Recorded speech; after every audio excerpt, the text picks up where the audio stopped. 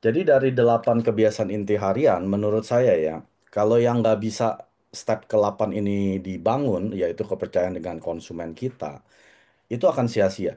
Ya, misalkan 1 sampai 7 sudah dikerjakan ya sama saya dan Bu Terry, tapi Bu Terry nggak pernah membangun kepercayaan kepada Bu Ellen.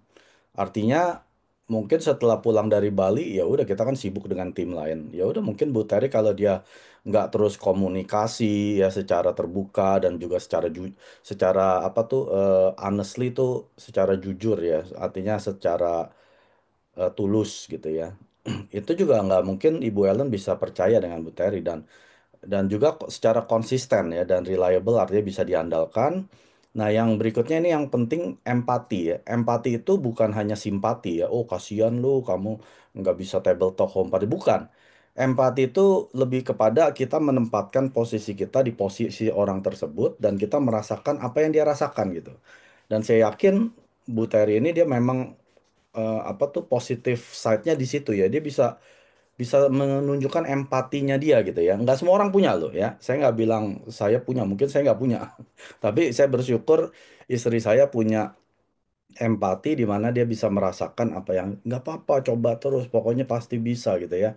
Dan kita harus komitmen apa yang kita udah ucapkan, pergi ya pergi, kita harus hadiri ya hadiri gitu ya. Dan yang terakhir adalah demonstrasi kompetensi ya. Artinya kita bisa menunjukkan bahwa apa yang kita kerjakan ini ada hasilnya gitu ya.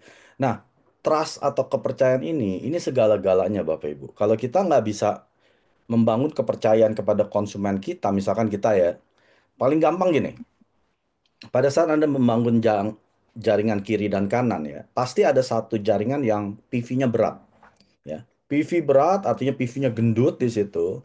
Kaki yang satu lagi PV-nya lemah atau slow banget gitu ya. Nah, yang di kaki kuat ini, yang PV-nya gendut ini, mungkin ada orang-orang yang nggak mau belanja sendiri, artinya nitip. Udah deh, Pak Mike belanjain aja, pokoknya saya butuh produk ini, apalagi kalau udah hemohim kan, PV-nya 55.000, kan sayang ke flash kan. Nah, Anda ceritanya curi, karena Anda pikir kan, ah biarin lah konsumen juga nggak tahu kan kalau saya pindahin PV-nya ke 55.000 ke kaki yang lemahnya Anda supaya Anda bisa pairing.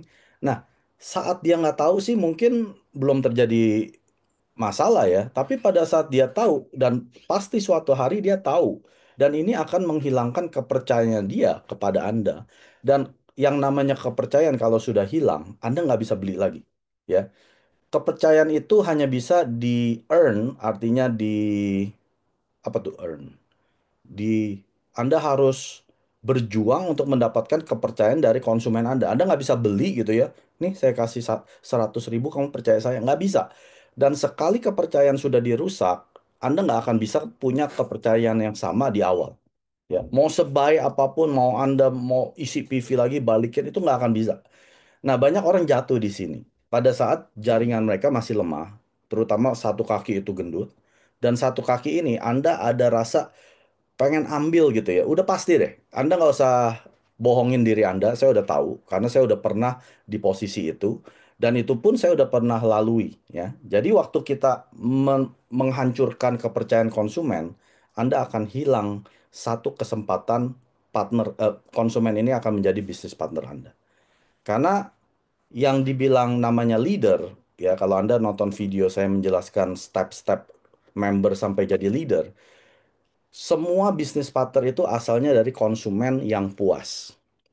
Jadi kalau konsumen tidak puas, ya mungkin dia puas dengan produk, kualitinya dan harganya. Tapi kalau tidak puas dengan Anda, yaitu sponsornya, ya, Anda nggak akan dapat bisnis partner dari dia. Dan seorang bisnis partner ini akan menghasilkan bukan hanya satu dua orang loh. 1.000, 2.000, bahkan 100.000 dari orang tersebut. Jadi Anda jangan pikir, oh nggak apa-apa saya hilang satu konsumen. Salah.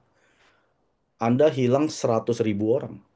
Ya, jadi jangan pernah menghancurkan kepercayaan. Ya, makanya kenapa 8 kebiasaan inti harian ini kita harus lakukan. Karena ini yang paling penting, Bapak Ibu. Contoh lah ya. Di sini kan kita sedang membangun kebiasaan harian, ya. Dan di sini 30-an orang ini, ya mungkin nggak semua lah. Mungkin sekitar 20 orang yang sudah rutin ikutin Zoom saya seminggu 2 kali ya. 2, 3 kali. Saya akan hapus misalkan minggu depan nih, selama bulan Agustus, nggak usah ada Zoom. Pasti 20 orang ini akan kelabakan. Pak Mike kok nggak ada Zoom lagi? Kenapa? Tadi ingat gak Bu Ellen bilang apa? 21 hari kita perlu untuk membangun suatu kebiasaan yang baru ya. Dari yang kita nggak pernah biasa, akhirnya jadi kebiasaan. Tapi setelah lewat 90 hari, kebiasaan ini akan menjadi gaya hidup kita. Nah, jadi kalau Anda yang sudah ikutin Zoom saya lebih dari 3 bulan, 1 minggu aja saya hilangkan Zoom, Anda pasti kelabakan. Karena sudah menjadi gaya hidup. Ya. Kecuali kalau Zoom kita ini ya boha-bolo nggak ngomongin hal-hal yang penting, mungkin ya Anda bosan. Tapi menurut saya Zoom-nya tim saya ini menarik semua ya. Setiap Bu Ellen atau leader-leader yang bawakan ini selalu ada hal baru yang kita bisa petik dan kita bisa praktekkan di perjalanan karir kita di Atomi. Saya rasa nggak membosankan ya. Siapa yang bilang Zoom-nya tim kita ini bosan? Ada? Saya rasa nggak bosan. Yang Selasa ya, Rabu, kadang-kadang Jumat saya adakan bisnis coaching. Saya rasa sih nggak membosankan. Jadi kalau tidak membosankan dan sudah terjadi kebiasaan, ini akan menjadi gaya hidup Anda. Ya, kenapa 8 kebiasaan ini harus kita lakukan setiap hari? Supaya ini menjadi gaya hidup Anda. Ya, dari yang tadi apa nomor satu, baca buku, nonton VOD, ya, hadir ke meeting dan seterusnya, supaya Anda sampai satu hari Anda tidak mengerjakan salah satu dari ini, Anda sudah akan teriak-teriak.